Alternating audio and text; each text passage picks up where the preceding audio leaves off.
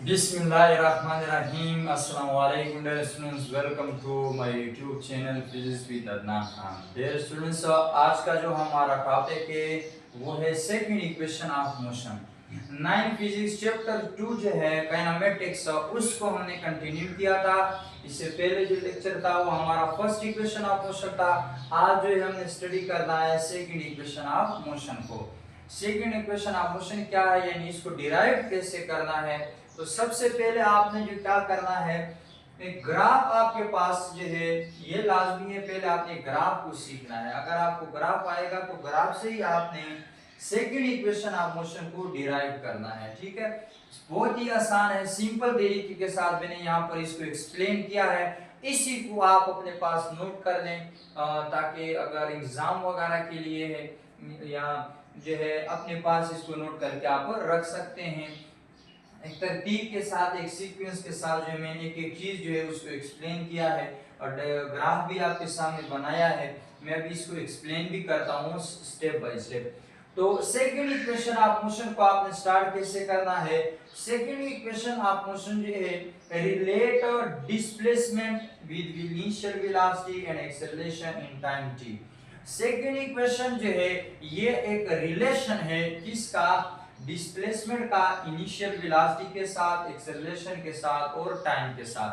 यानी ये आपको रिलेशन बताता है कि डिस्प्लेसमेंट का टाइम के साथ, एक्सेलरेशन के साथ, वेलोसिटी के साथ क्या रिलेशन है।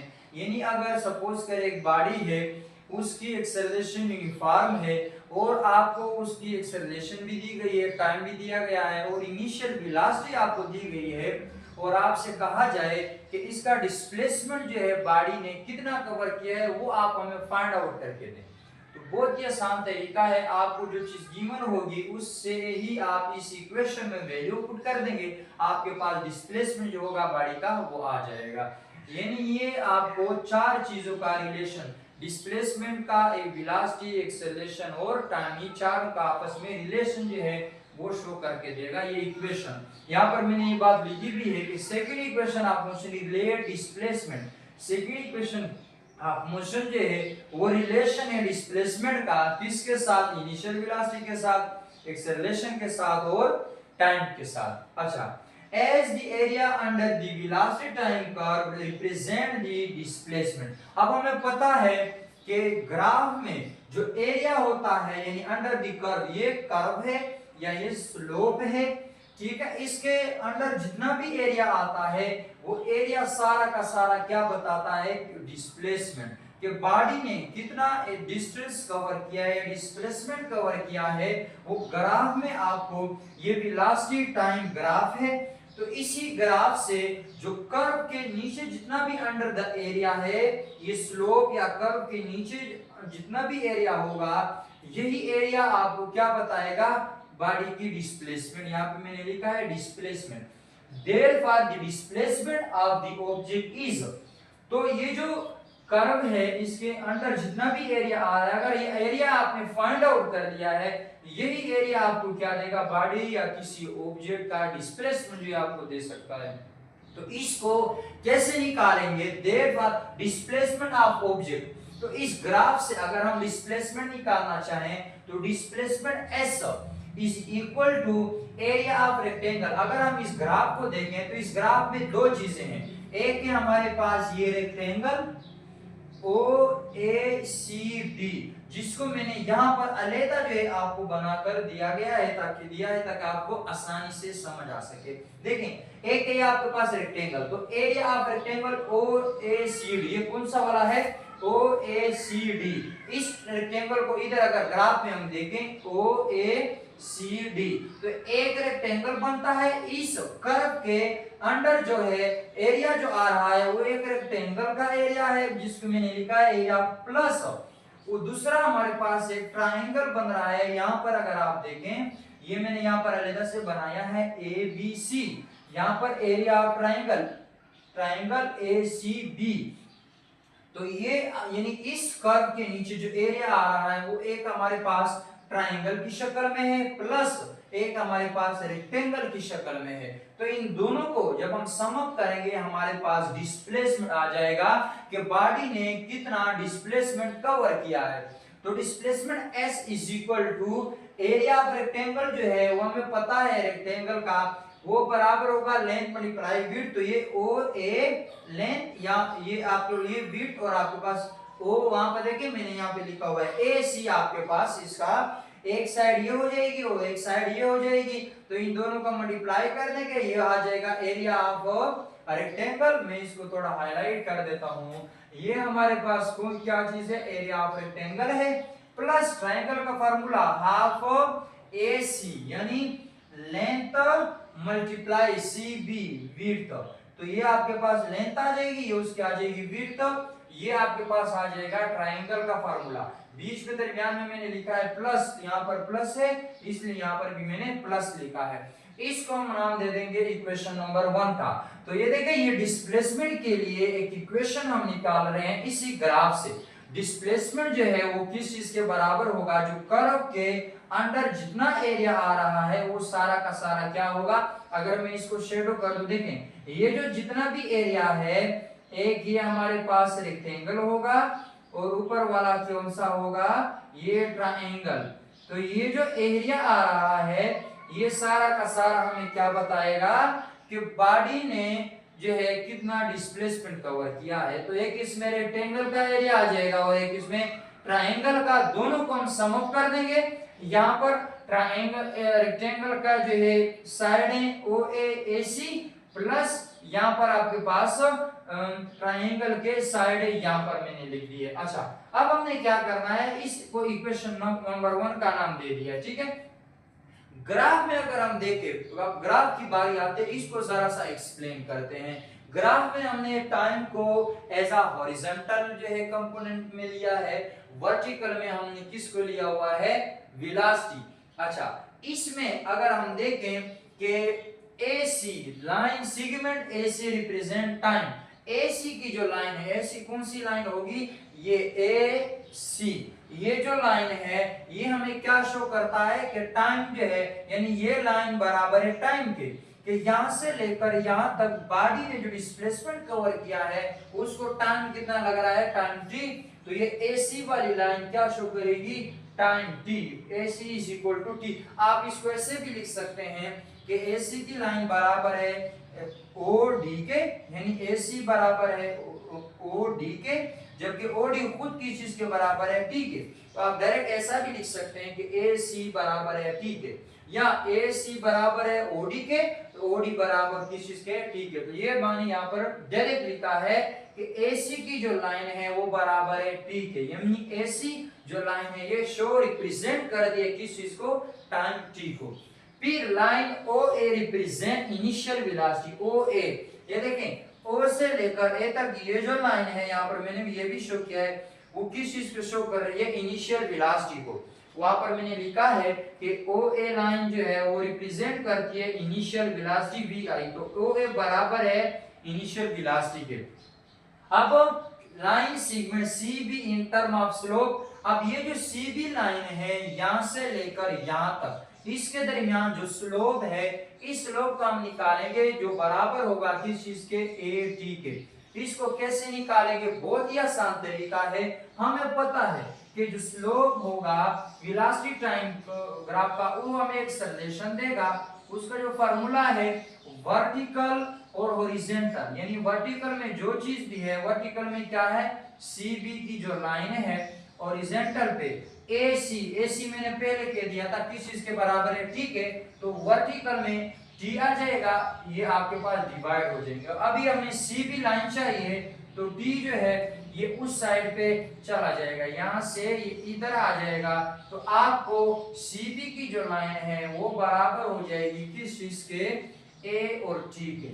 यानी अब हमारे पास CB लाइन जो है एज अ स्लोप जो है वहां से हमने इन टर्म ऑफ स्लोप इसको कैलकुलेट किया है जो बराबर होगा किस चीज के AT के। इसको मैं थोड़ा सा सही कर देता हूं ये आपके पास किस चीज के बराबर है AT के। तो यहाँ पर CB को हमने रख दिया AT के। अब ये जितनी भी वैल्यूज हैं इनको हम पुट कर देंगे इक्वेशन नंबर 1 में। हमारे पास ए सी बराबर है टी के, ओ ए बराबर है इनिशियल वेलोसिटी के, सी भी बराबर है ए टी के। तो ये सारे वैल्यू उठा के हम इक्वेशन 1 में पुट कर देंगे।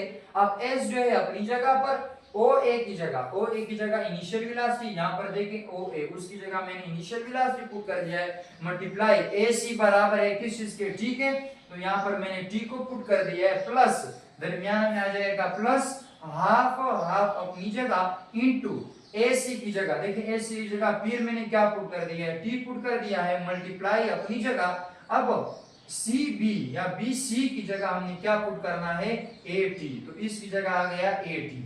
अच्छा, ये सारी पुटिंग के बाद आपके पास कुछ इस किस्म की इक्वेशन बन जाएगी।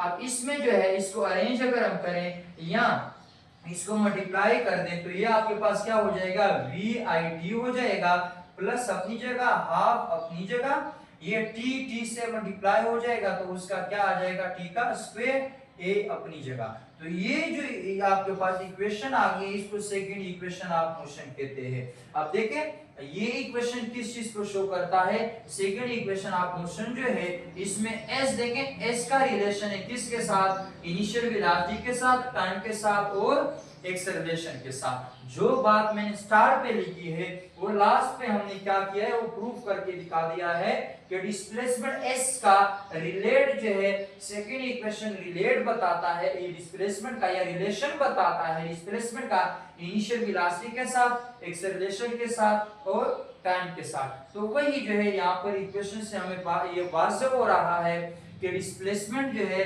वो इन टर्म ऑफ यानी उसका रिलेशन इनिशियल वेलोसिटी के साथ, एक्सेलरेशन के साथ और टाइम के साथ शो हो रहा है इस इक्वेशन से।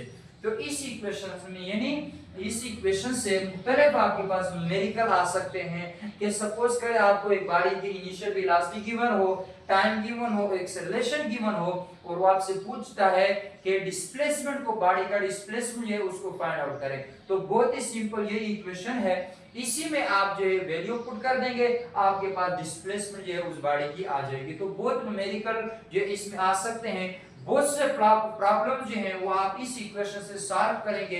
ये इक्वेशन आपने याद रखनी है और सबसे इंपॉर्टेंट ये ग्राफ जो है, इस ग्राफ को आपने याद रखना है। इस ही से सेकंड इक्वेशन ऑफ मोशन को आपने प्रूफ करना है। अगर आपको ग्राफ आएगा, ग्राफ का जो डेरिवेशन है ये आपको आती है, ग्राफ जो है कैसे बनाना है, इसमें कौन से पॉइंट आपने कहां पर रखने हैं, तो आपको और हॉरिजॉन्टल में टाइम को लेना है, वर्टिकल में वेलोसिटी। तो आपको जो है सेकंड इक्वेशन ऑफ मोशन को डिराइव करना बहुत ही आसान होगा, कोई मुश्किल नहीं है। सिंपल स्टार जो आपने इस इक्वेशन से लेना है कि डिस्प्लेसमेंट हमें पता है वो बराबर होगा जो स्लोप कर्व के अंदर जितना एरिया आ रहा है, और हमें पता है वो एरिया एक ट्रायंगल पर मुश्तमिल है और एक रेक्टेंगल पर मुश्तमिल है। तो इन दोनों का जब आप सम अप करेंगे आपको क्या मिलेगा, डिस्प्लेसमेंट मिलेगा। इसलिए मैंने रेक्टेंगल का एरिया और एरिया ट्रायंगल को सम अप किया हुआ है, और वो है कौन कौन से, रेक्टेंगल है OACD और ट्रायंगल है AB एंड C। तो उसी को मैंने यहाँ पर इस इक्वेशन को बनाने के बाद आपको पता है रेक्टेंगल का फार्मूला, उसी रेक्टेंगल का फार्मूला यहाँ पर आप अप्लाई कर देंगे, दो साइड आपके पास आ जाएगी, बीच में दरमियान में प्लस है, और आपके पास फिर ट्रायंगल का जो फार्मूला है वो करने के बाद, वो अप्लाई करने के बाद आपके पास इस किस्म की इक्वेशन बन जाएगी। तो ये इक्वेशन जब आपके पास आ गई है, आगे आपके लिए बहुत ही सिंपल है। आगे आपने करना क्या है, इस इक्वेशंस को देखते हुए आपको OA चाहिए, वो यहाँ पर आप इसी ग्राफ से आपको पता चल जाएगा। OA आपको शो करेगा इनिशियल वेलोसिटी, वो यहाँ पर आप पुट कर देंगे। AC आपको इसी ग्राफ से AC हमारे पास बराबर है, ठीक है, वो इसमें पुट कर देंगे। फिर AC बराबर है, वो पहले आप निकाल चुके हैं, यही पे पुट कर दें T, और CB ये आपको वो स्लोप जो है आपने यहाँ से डिराइव करना है। इसके लिए फार्मूला है स्लोप का, बड़ा इजी फार्मूला है कि जो वर्टिकल कंपोनेंट है उसको डिवाइड कर दें हॉरिजॉन्टल कंपोनेंट पे, आपके पास स्लोप आ जाएगा। तो ये आपके पास वर्टिकल कंपोनेंट है, हॉरिजॉन्टल पे यहाँ पे टाइम है, तो इसको आप डिवाइड कर दें। अब आपको चाहिए क्या, ये सी भी चाहिए तो टाइम को उस साइड पे ले जाएं, तो सी भी बराबर हो जाएगा 80 के, तो 80 इधर पुट कर दें, आपके पास एक और इक्वेशन आ गई जो यहाँ पर मैंने डेरिवेशन कर करके यहाँ लास्ट पे हमारे पास आ जाती है। अब यहाँ पर आप इसको अरेंज कर दें, इसको मल्टीप्लाई कर दें, आपके पास सेकंड इक्वेशन ऑफ मोशन खुद ब खुद आपके पास डिराइव हो जाती है। बस शर्त ये है आपने डायग्राम को, ग्राफ को याद रखना है और स्टार्ट आपने कहां से लेना है, इस इक्वेशन से, तो ये आपको पता होना चाहिए। फिर ये जब आपको पता चल जाएगा तो लास्ट में आपके पास खुद ब खुद वो इक्वेशन जो है वो आपके पास डिराइव होके आ जाएगी। स्टेप बाय स्टेप आपने जाना है। पहले आप ग्राफ को सीखें, ग्राफ को सीखने के बाद ये इक्वेशन जहन में याद रखें, उसके बाद बस सिर्फ लास्ट में थोड़ी सी डेरिवेशन है, खुद ब खुद सेकंड इक्वेशन आप आ जाएगी। जो स्टार्ट में मैंने वर्डिंग लिखी है वही आप देखें लास्ट में खुद ब खुद वो शो हो जाएगी कि ये इक्वेशन जो है इसी से आपको पता चल जाएगा वाकई ही के डिस्प्लेसमेंट हमें ये इक्वेशन, ये जो सेकंड इक्वेशन है ये डिस्प्लेसमेंट का रिलेशन बताता है इनिशियल वेलोसिटी के साथ, एक्सेलरेशन के साथ और टाइम के साथ। ये भी एमसीक्यूज में आ सकता है कि सेकंड इक्वेशन क्या शो करता है, वो रिलेशन शो करता है second equation of motion displacement का इनिशियल वेलोसिटी के साथ, एक्सेलरेशन के साथ और टाइम के साथ। तो ये था आज का हमारा lecture second equation of motion. बहुत ही सिंपल तरीके से मैंने एक्सप्लेन करने की कोशिश की है, कोई इसमें मुश्किल नहीं है, कोई डिफिकल्ट चीजें नहीं है। बस इसी तरह आपने इसको अपने साथ नोट कर लेना है और इसी तरह आपने इसको याद कर लेना है, नोट आउट कर लें। तो उम्मीद करता हूँ आज के लेक्चर से आपने बहुत कुछ सीखा होगा। अगर आज की लेक्चर या वीडियो आपको अच्छी लगी हो तो लाइक करें, कमेंट करें और शेयर करें। और अगर अभी तक आपने मेरा चैनल सब्सक्राइब नहीं किया तो मेरा चैनल भी सब्सक्राइब करें और अपने दोस्तों के साथ भी शेयर करें। हमेशा खुश रहें। अल्लाह हाफिज।